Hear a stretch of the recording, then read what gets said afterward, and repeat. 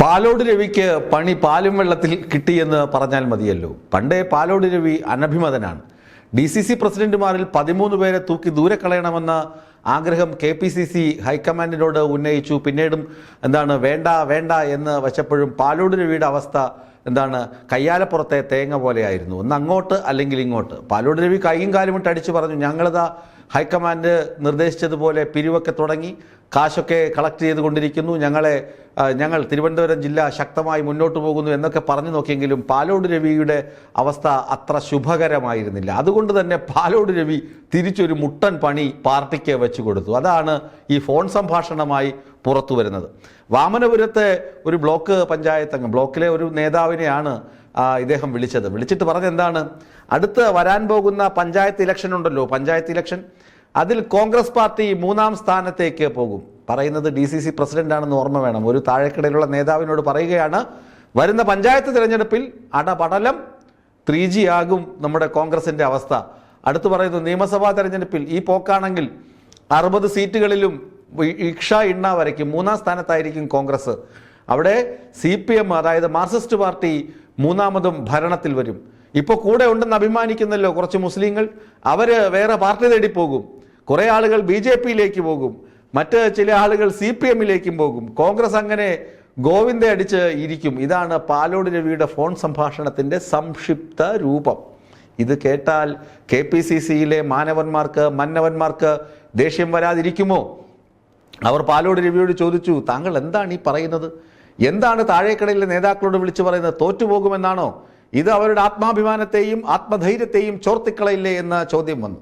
അപ്പോൾ പാലോട് രവി പറഞ്ഞു, ഞാൻ സാധാരണ പൊതു ഇടങ്ങളിലും അതുപോലെ തന്നെ മറ്റ് സ്ഥലങ്ങളിലുമൊക്കെ ഇങ്ങനെ പറയാറുണ്ട്. അത് ആത്മവീര്യം ഉണർത്താൻ പറയുന്നതാണ്. എങ്ങനെ പറയുന്നത്? ആത്മവീര്യം ഉണർത്താൻ വേണ്ടി പാലോട് രവി പറഞ്ഞത് എന്താണ്? അടുത്ത പഞ്ചായത്ത് തെരഞ്ഞെടുപ്പിൽ തോക്കും, 3ാം സ്ഥാനത്തെത്തും. നിയമസഭാ തെരഞ്ഞെടുപ്പിൽ 63 സീറ്റിന്റെ കാര്യം VD സതീശൻ പറഞ്ഞ് നടക്കുന്നുണ്ട്. 63 അല്ല, 60 സീറ്റിലും 3ാം സംപൂജ്യരാകും, 3ാമതാകും. അപ്പോ ചുരുക്കി പറഞ്ഞു കഴിഞ്ഞാൽ കോൺഗ്രസിന് ഒരു ഭാവിയുമില്ല, പ്രശോഭനമല്ല കോൺഗ്രസ് പാർട്ടിയുടെ അവസ്ഥ. അതുകൊണ്ട് വേണമെങ്കിൽ വേറെ ഏതെങ്കിലുമൊക്കെ പാർട്ടിയിലേക്ക് പൊക്കോളൂ എന്നൊരു സന്ദേശമല്ലേ പാലോട് രവിയുടെ സംഭാഷണത്തിലുള്ളത് എന്ന് ഏതെങ്കിലും കോൺഗ്രസ് കുബുദ്ധികൾക്ക് തോന്നിയാൽ അത് അംഗീകരിച്ചു കൊടുത്തേ പറ്റൂ. കാരണം പാലോട് രവിക്ക് കോൺഗ്രസിലെ KPCC നേതൃത്വവുമായി ഇപ്പോൾ വലിയ അടുത്ത ബന്ധമൊന്നുമില്ല. പാലോട് രവി തന്നെ ഒരുമാടി പുകഞ്ഞ കൊള്ളി പുറത്ത് എന്ന തലത്തിൽ നിൽക്കുകയാണ്. അതുമല്ല, ഒത്തിരി കാലമായി ഇങ്ങനെ ഇരിക്കുകയാണ്. ഇനി അവിടെ ഇരുന്നിട്ടും കാര്യമില്ല പാലോട് രവിക്കൊക്കെ. അതുകൊണ്ട് പാലോട് രവിയുടെ ഫോൺ സംഭാഷണം കോൺഗ്രസ് അതിപ്രാധാന്യത്തോടുകൂടി എടുത്തിരിക്കുകയാണ്. പാലോട് രവി പറഞ്ഞ മറ്റൊരു കാര്യം നോക്കുകയാണെങ്കിൽ PJ കുര്യൻ കുറച്ച് ദിവസം മുമ്പ് പറഞ്ഞതും ഇതേ കാര്യം തന്നെയാണ്. PJ കുര്യൻ പറഞ്ഞത് എന്താണ്? യൂത്ത് കോൺഗ്രസ് രാഹുൽ മാങ്കൂട്ടത്തിലേക്ക് ഇരുത്തിക്കൊണ്ട് തന്നെ പറഞ്ഞു, ഇവന്മാരിങ്ങനെ സമരം ചെയ്ത് നടന്നാൽ പോരാ, വാർഡുകളിൽ ഇറങ്ങി പ്രവർത്തിക്കണം, അവിടെ വാർഡ് കമ്മിറ്റികൾ രൂപീകരിക്കണം. അല്ലാതെ ഇങ്ങനെ ഉപരിപ്ലവമായ സമരവും സമര ആവേശവും നടത്തിയത് കൊണ്ട് കാര്യമില്ല. ജനങ്ങളോട് സംസാരിക്കാനൊക്കെ ആൾ വേണം, പ്രവർത്തിക്കാൻ യൂത്ത് ഇറങ്ങണം എന്നായിരുന്നു PJ കുര്യൻ പറഞ്ഞത്. PJ കുര്യൻ ഓപ്പണായിട്ട് വിളിച്ചു പറഞ്ഞു. രാഹുൽ മാങ്കൂട്ടത്തിനൊക്കെ അത് വലിയ ക്ഷീണമായി പോയി. ഇപ്പോഴിതാ പാലോട് രവിയും പറയുന്നു, 10% പഞ്ചായത്തിൽ മാത്രമേ, അതായത് കേരളം മുഴുവൻ നോക്കിയാൽ 10% പഞ്ചായത്ത്, ഏറിയാൽ ഒരു 1000 പഞ്ചായത്ത്, ഈ 1000 വാർഡുകളിൽ മാത്രമേ, പഞ്ചായത്തുകൾ മുഴുവൻ കണക്കെടുക്കുമ്പോൾ ഒരു 100 വാർഡ് 150 വാർഡുകളിൽ മാത്രമേ കോൺഗ്രസിന് നേരിട്ട് ചെന്ന് കണ്ട് സംസാരിക്കാൻ ആളുള്ളൂ. ആർക്ക്? ജനങ്ങളെ, വോട്ടർമാരോട് പോയി കണ്ട് കാര്യം പറയണമെങ്കിൽ അത്ര ഇടങ്ങളിൽ മാത്രമേ, 10% പഞ്ചായത്തുകളിൽ മാത്രമേ ആളുള്ളൂ. ബാക്കി ഒരു സ്ഥലത്തും പ്രവർത്തിക്കാൻ ആളില്ല. പിന്നെ എങ്ങനെ വിജയിക്കുമെന്ന് പാലോട് രവി അയാളോട് ഫോണിൽ ചോദിച്ചതിന് എന്താണ് അതിശയം? പാലോട് രവി ഫോണിലല്ലേ ചോദിച്ചത്? PJ കുര്യൻ നേരിട്ടല്ലേ പറഞ്ഞത്? PJ കുര്യനെ അടച്ചാക്ഷേപിച്ചൊരു മൂലക്കിരുത്തി.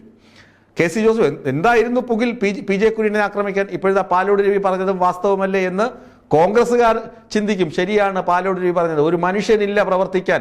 VD സതീശന്റെ പ്രതിപക്ഷ നേതൃസ്ഥാന, VD സതീശന്റെ അപ്രമാദിത്വമാണ്. VD സതീശൻ വന്ന് പണി തുടങ്ങിയതോടുകൂടി മറ്റാളുകൾക്ക് പണിയെടുക്കാൻ പറ്റാത്ത അവസ്ഥയായി എന്ന് പറയാതെ പറഞ്ഞു വയ്ക്കുകയാണ് പാലോട് രവിയും.